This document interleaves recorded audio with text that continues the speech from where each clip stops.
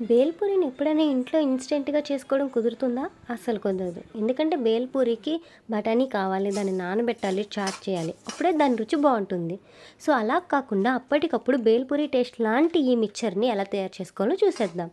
నెయ్యిలో మరమరాలు వేసి కొంచెం వేయించి ఇందులో 3 లేదా 4 కోడిగుడ్లు వేసి మొత్తం మిక్స్ అయ్యేలాగా బాగా కలుపుకోవాలి. ఇప్పుడు ఇందులోనే కొన్ని పచ్చిమిరపకాయలు, ఉల్లిపాయలు, టమాటాలు వేసి బాగా కలుపుకోండి. దీన్ని లో ఫ్లేమ్‌లో ఒక 5 మినిట్స్ వరకు బాగా కలుపుకుంటూ ఉండాలి. ఇప్పుడు ఇందులోనే మన రుచికి తగ్గట్టు సాల్టు, కారం, చాట్ మసాలా, గరం మసాలా వేసి బాగా కలుపుకోండి. ఒక 3 మినిట్స్ తర్వాత నిమ్మరసం వేసి కలిపి ముందుగా వేపిన వేరుశనగులు కూడా వేసి ఒక 5 మినిట్స్ వరకు లో ఫ్లేమ్‌లో ఉంచండి. లాస్ట్‌లో కొంచెం కొత్తిమీర జల్లుకుంటే భేల్‌పూరి టేస్ట్ లాంటి మరమరాల మిక్స్చర్ రెడీ అయిపోతుంది. ఇది ఇన్స్టెంట్‌గా అప్పటికప్పుడు మనం చేసుకోవచ్చు. మన ఇంటికి ఎవరైనా చుట్టాలు వచ్చినా ఈవినింగ్ టైం వాళ్ళకి స్నాక్స్‌లా పెట్టాలంటే ఇది సింపుల్ ప్రాసెస్ అనమాట. సో, మీరు కూడా ఈ మరమరాల మిక్స్చర్‌ని ట్రై చేసేయండి. మీరు ట్రై చేస్తే గనక మీకు అది ఎలా ఉంది, టేస్ట్ ఎలా ఉన్నది అన్నది నాకు కామెంట్ చేయడం మాత్రం అసలు మర్చిపోవద్దు. ఇలాంటి సింపుల్ రెసిపీస్ ఇంకా కావాలంటే మన ఛానల్‌ని సబ్స్క్రైబ్ చేయొచ్చు కదా!